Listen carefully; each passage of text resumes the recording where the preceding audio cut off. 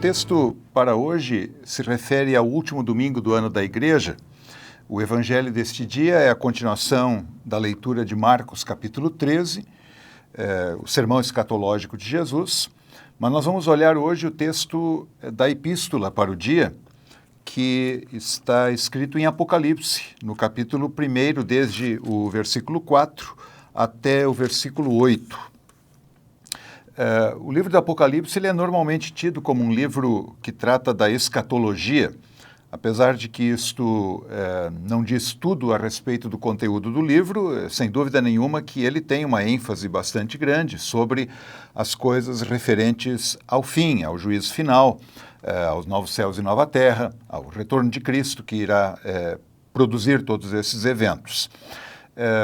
Neste último domingo do ano da Igreja, é tradicional que na Igreja cristã se reflita a respeito das coisas do fim. Então, o texto da epístola de hoje ele é muito apropriado para isso.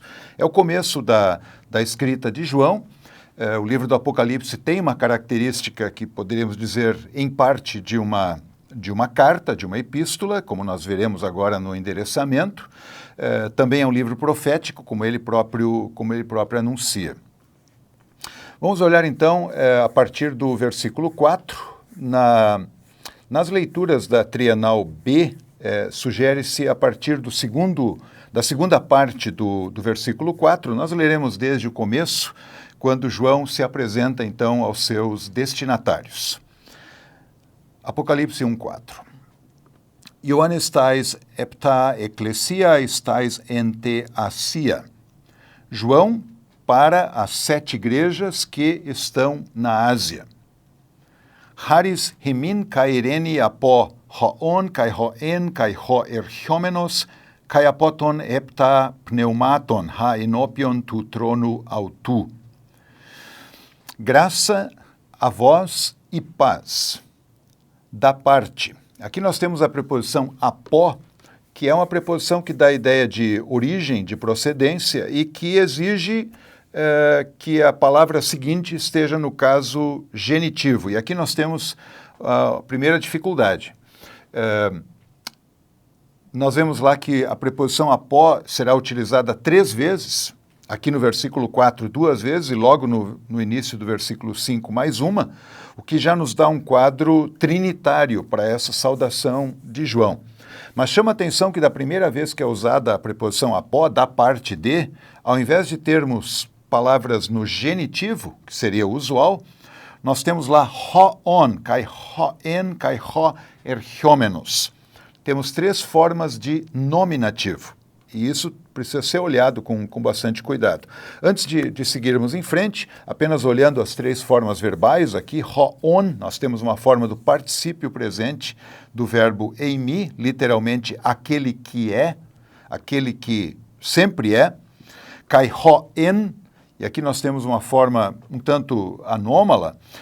O artigo definido ho, ele normalmente seria acompanhado aqui de uma forma no particípio, mas nós temos aqui hoen, que é tecnicamente uma forma do imperfeito do indicativo do verbo eimi, aquele que era, daria para dizer assim. Kai ho erchomenos, erchomai, novamente aqui temos um particípio presente, aquele que está vindo. Então, graça a vós e paz daquele que é, e o era, o que sempre foi, o que continuamente era, daria para dizer assim, por ser um imperfeito, e aquele que está vindo, aquele que vem vindo. 2 observações sobre isso. Primeira, o fato de que a preposição apó, como disse, exigiria o caso genitivo, e aqui nós temos um caso nominativo. Isso, por vezes, tem trazido alguma dúvida para os intérpretes do livro do Apocalipse, mas uma das sugestões que me parece bastante adequada é que aqui, neste caso, João está se referindo especificamente ao Pai. E lembrando que no Antigo Testamento o nome de Deus é um nome indeclinável, Yahweh, possivelmente João, que neste livro de muitas maneiras faz referências ao Antigo Testamento, ele esteja aqui refletindo sobre a natureza do Pai, aquele que é, o que era e o que vem vindo, e por isso ele marca isso com o caso nominativo, o indeclinável. aquele que é a causa de tudo, aquele que é o sujeito de todas as coisas, e por isso uso no nominativo. Em outras palavras, João não errou na gramática. João, na verdade, utilizou-se da gramática aqui para manifestar uma profunda teologia. E continua então, logo depois disso, nessa expressão toda, aquele que é, aquele que era, e aquele que vem vindo, hoirhiomenos. Curiosamente, mais adiante, quando novamente João vai se referir ao Pai, ele, ao falar então já das coisas acontecendo no fim de tudo, ele vai dizer que o Pai é aquele que hoon kai hoen, ou seja, aquele que é e que era. Ele vai deixar fora o hoirhiomenos lá adiante, possivelmente para dizer, bom, agora ele veio. Agora ele não está mais por vir, mas ele já veio para realizar as coisas do fim. A segunda parte do endereçamento de João, ou seja, de quem vem, na verdade, a paz e a graça, além de ser aquele que é, que era e que vem vindo, ele diz apoton hepta pneumaton, e da parte dos 7 espíritos, haenopion tu trono autu, que estão diante do seu trono. Tem se perguntado a que João estaria se referindo com a expressão 7 espíritos que estão diante do trono.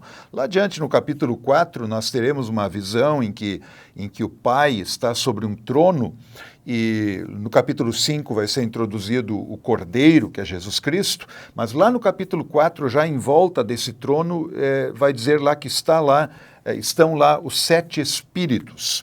E esses 7 espíritos estarão no capítulo 5 associados ao Cordeiro, a Jesus. E lá será dito que o Cordeiro envia esses 7 espíritos para a terra. A referência, naturalmente, é ao Espírito Santo. Não é como alguns sugerem, seriam 7 categorias de anjos, porque, na verdade, a graça e a paz que vem de Deus o Pai, e que logo mais será dito vem da parte de Jesus, não é compartilhada com anjos, mas somente o Deus triuno é fonte para a graça e paz. Aí a importância da preposição apó, que dá essa ideia de origem, de procedência. Então a graça e a paz vêm da parte daquele que é, o que era e o que vem vindo, uma referência ao Pai, da parte dos 7 espíritos, uma referência ao Espírito Santo. E por que 7 espíritos? Bem, João vai dizer aí que esse livro é enviado para 7 igrejas na Ásia. Cada vez que ele vai escrever especificamente a uma dessas 7 igrejas, lá nos capítulos 2 e 3, naquelas chamadas cartas às igrejas ou mensagens às igrejas, elas vão concluir dizendo que assim diz o Espírito às igrejas. Então, possivelmente, o João utiliza aqui a figura de 7 espíritos para lembrar que ele é o Espírito Santo que é dado por Cristo à sua igreja, que aqui é representada por 7 comunidades locais. O versículo 5 completa, então, aquele que é a fonte da graça e paz, dizendo, Kai apó Iesu Christu, e da parte de Jesus Cristo, homartis hopistos, o testemunha, ou a testemunha, o fiel. Algumas traduções colocam isso como a testemunha fiel, entendendo, então, pistos como uma qualidade de mártires, de testemunha, o que é perfeitamente compreensível. Ho protótokos ton necron, o primogênito dos mortos. E aqui é importante lembrar que protótokos, o primogênito, não apenas se refere àquele que é o primeiro dentre os mortos, aquele que é o primeiro a ressuscitar, mas o primogênito também é aquele que é o Senhor dos mortos, é aquele que promoverá a ressurreição de todos os mortos. E o texto ainda continua, Kai hoarchion ton basileon tesges, e o governante ou príncipe, aqui nós temos uma forma do particípio do verbo archio, governar ou reinar, né? E aquele então que é o governante dos reis da terra. Importante lembrar que reis da terra, no livro de Apocalipse, em diversos momentos tem uma conotação má. Os reis da terra se levantam contra o povo de Deus, se levantam contra o Cordeiro. E aqui é dito já no começo do livro que Jesus Cristo, ele é o governante sobre os reis da terra. Em outras palavras, a perspectiva do Apocalipse não é nada trágica, mas ela é muito realista quanto ao poder do Cordeiro, o poder de Jesus Cristo, que governa inclusive sobre os reis da terra, que promovem um ataque, que promovem perseguição contra a igreja, mas que no final não serão vitoriosos, porque Jesus Cristo, o Cordeiro, é vitorioso também sobre eles. E aí então o texto vai desenvolver um pouco mais sobre essa terceira cláusula a respeito de Jesus Cristo. To agaponti hemas, kai lysanti hemas, ekton hamartion hemon, ento haimati autu. Nós temos aqui uma forma do dativo no particípio, portanto, ao que nos ama, e que lysanti, nós temos uma forma do particípio auristo, do verbo lio, e nos libertou. Ao que nos ama, é importante lembrar aqui que o primeiro particípio é um particípio presente, que dá a ideia de uma continuidade, ao que continuamente nos ama, e que nos libertou. Lysanti, particípio auristo, nos libertou dos nossos pecados. Ento haimati autu, no ou pelo seu sangue. Uma curiosidade aqui no versículo 5, quando nós temos aí lysanti, existem algumas variantes textuais para esta palavra, e uma delas traz aqui, ao invés de lysanti, traz lusanti. Ao invés do verbo lio, libertar, é uma forma do verbo luo, que é lavar, o que também faria bastante sentido aqui, que nos lavou dos nossos pecados pelo seu sangue. Mas o melhor testemunho que temos aqui é para o verbo lio mesmo, libertar, então o texto fica ao que nos ama e que nos libertou dos nossos pecados pelo ou com ou no seu sangue. Importante essa parte final, ela vai continuar ainda, João vai continuar falando a respeito de Jesus, e isso nos lembra que Jesus Cristo é o personagem central do livro do Apocalipse, e mais, ele não apenas é o personagem central como aquele que é o vitorioso contra as forças do mal, grande mensagem do livro, mas aquele que é o vitorioso porque derramou o seu sangue. Essa será a grande mensagem lá do capítulo 5º, que é, por assim dizer, o coração do livro do Apocalipse. Mas já é lembrado agora aqui. Quer dizer, Cristo é aquele que nos ama, continuamente ama, e que nos libertou no evento histórico da sua morte, no derramar do seu sangue, e nos libertou, então, dos nossos pecados. Versículo 6, kai epoiesan hemas basileian, hiereis toteo kai patri autu, e fez a nós reino. Basileian é o reino. Hiereis, o plural de hiereus, sacerdotes para o seu Deus e Pai. Então, pela obra de Cristo, vai nos dizer João aqui nesse início do livro do Apocalipse, pela obra do derramar do sangue de Cristo, nos libertando do poder de nossos pecados que nos escravizavam e nos levariam à morte eterna, bem, ao atuar desta maneira, ele nos fez, diz João, comentando com as 7 igrejas, portanto com a igreja cristã no mundo, ele nos fez reino, ou seja, o lugar onde Deus reina, o lugar em que Cristo está reinando, ele que é o rei. Ele governa a sua igreja, não apenas com poder, mas ele governa a sua igreja especialmente com a sua graça, com o seu amor. Ele nos fez reino e sacerdotes para o seu Deus e Pai.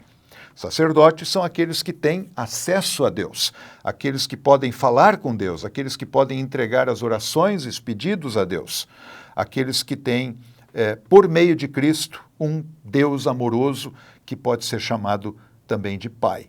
Ele é o Pai de Jesus Cristo e ele é também o Pai dos crentes, de Jesus Cristo por natureza e dos crentes por adoção no batismo.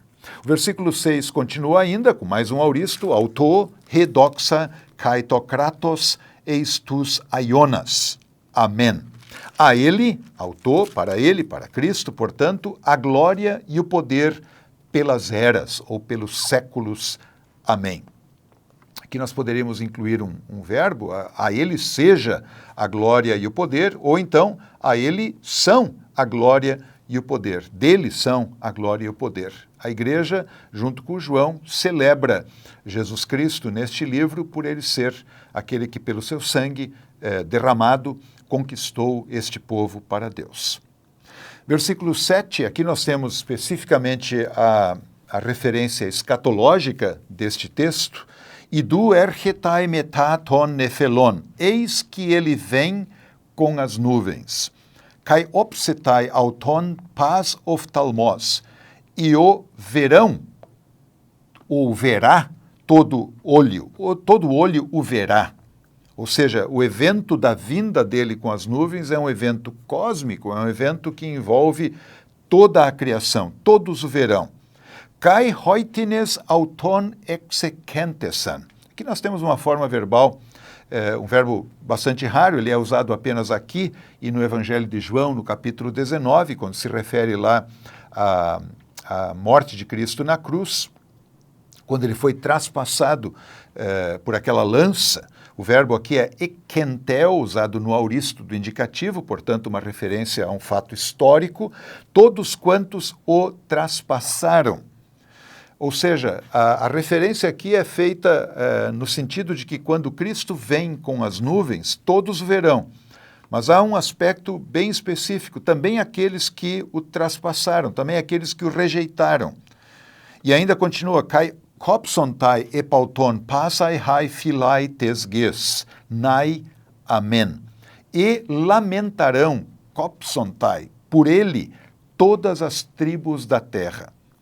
É importante lembrar que no livro do Apocalipse, quando se fala das tribos da terra, talvez se possa fazer aqui uma referência no Antigo Testamento àqueles que não eram o povo de Deus, aqueles que rejeitaram o Deus verdadeiro, os Goim. Tribos da terra, no livro do Apocalipse, tem especificamente uma referência para aqueles que são contra o Cordeiro, aqueles que não o aceitam como seu Salvador. Por isso lamentarão naquele momento, porque verão que ele é verdadeiro e que ele é o Senhor. E ele completa a frase aqui, o João, dizendo, nai, amen. Sim, isto é verdade, verdadeiramente é assim. O trecho conclui com as palavras egoimi to alfa kai to ômega. Eu sou o alfa e o ômega, a primeira e a última letra do alfabeto grego, talvez numa referência à revelação toda. Legei Kyrios hotheos, diz o Senhor Deus. Como já disse João, nesse livro do Apocalipse, ele faz inúmeras referências aos livros do Antigo Testamento, sem, no entanto, citar explicitamente qualquer passagem, mas a linguagem dele é uma linguagem moldada pelo Antigo Testamento. Então, aqui, possivelmente, o João, ao dizer Kyrios hotheos, reflete aquela forma mais comum de chamar Deus no Antigo Testamento, Yahweh Elohim, o único Deus verdadeiro. Esse Deus diz, eu sou o alfa e o ômega. Essa mesma expressão será usada lá no final do livro, pelo próprio Senhor Jesus Cristo. Ou seja, é uma expressão em que se refere a Deus o Pai, mas que Jesus mais adiante também vai aplicar a si. Essa é uma outra característica muito forte do livro do Apocalipse.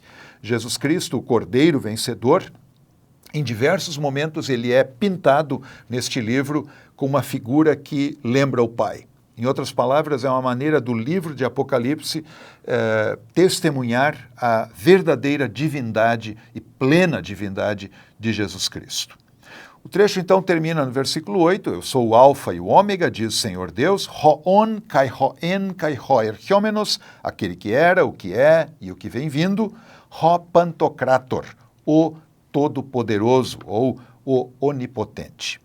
Então, após essa saudação de João, às 7 igrejas da Ásia, a quem ele está escrevendo, manifestando a graça e a paz que vem da parte do Deus triuno, o próprio Deus conclui esse trecho dizendo, eu sou o alfa e o ômega, o que era, o que é, o que está sendo, o que era e o que vem vindo, aquele que é o onipotente. É um trecho que nós poderíamos dizer, é um texto escatológico, é um texto que nos lembra do evento fundamental da escatologia bíblica, a segunda vinda de Cristo, que será referida mais vezes dentro deste livro, mas também é importante lembrar que é um texto profundamente trinitário.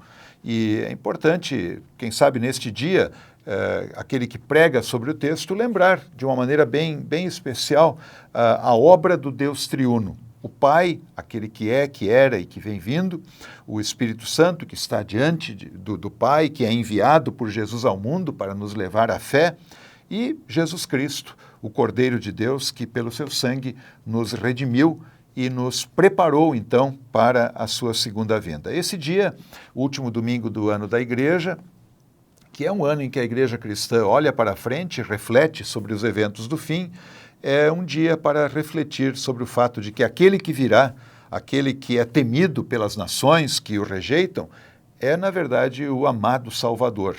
E é importante lembrar de novo quando João diz, é aquele que nos ama, continuamente nos ama e nos libertou dos nossos pecados. É este que nós aguardamos, é este que a Igreja cristã celebra também neste último domingo do ano eclesiástico e que aguarda pela sua segunda vinda.